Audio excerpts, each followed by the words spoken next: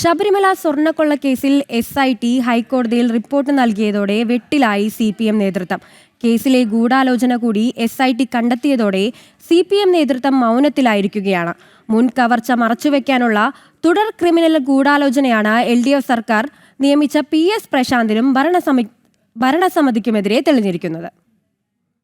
Sabarimala സ്വർണ്ണക്കൊള്ളക്കേസിൽ Thiruvithamkoor Devaswom board മുൻ president PS പ്രശാന്തിനെയും Devaswom ഭരണസമിതിയെയും പ്രതിയാക്കിയാണ് കഴിഞ്ഞ ദിവസം SIT ഹൈക്കോടതിയിൽ റിപ്പോർട്ട് നൽകിയത്. 2019 സ്വർണം പൊതിഞ്ഞ ദ്വാരപാലക പാളികളിൽ അളവ് കുറച്ച് സ്വർണം പൂശിയ നടപടി മറച്ചുവെക്കാൻ പ്രതികൾ ക്രിമിനൽ ഗൂഢാലോചന നടത്തിയെന്നാണ് SIT കണ്ടെത്തൽ. ദേവസ്വം ചട്ടങ്ങൾ ലംഘിച്ച് ദ്വാരപാലക പാളികൾ ചെന്നൈയിലേക്ക് കൊണ്ടുപോയത് സ്പോൺസറും ദേവസ്വം ബോർഡ് ഉദ്യോഗസ്ഥരും ചേർന്ന് നടത്തിയ വർഷങ്ങൾ നീണ്ട കൃത്യമായ പദ്ധതിയിലൂടെയാണെന്നാണ് SIT കണ്ടെത്തിയിട്ടുള്ളത്. ഇതോടെ LDF സർക്കാരിന്റെ മറ്റൊരു ഭരണസമിതി കൂടി ശബരിമല സ്വർണ്ണക്കൊള്ളക്കേസിൽ പ്രതികളായി. വിഷയത്തിൽ കേസെടുക്കുമ്പോഴുണ്ടായിരുന്ന പ്രതികരണങ്ങൾ ഇപ്പോൾ നേതാക്കന്മാർക്കില്ല. ദേവസ്വം ബോർഡ് മുൻ പ്രസിഡന്റ് PS പ്രശാന്തും ദേവസ്വം ഭരണസമിതിയെയും പ്രതിയാക്കി SIT ഹൈക്കോടതിയിൽ റിപ്പോർട്ട് നൽകിയതോടെ വെട്ടിലായിരിക്കുകയാണ് CPM നേതൃത്വം. PS പ്രശാന്തും സംഘവും നടത്തിയ ഗൂഢാലോചന പുറത്തായതോടെ പല നേതാക്കന്മാരും മൗനത്തിലാണ്. ജനം, തിരുവനന്തപുരം.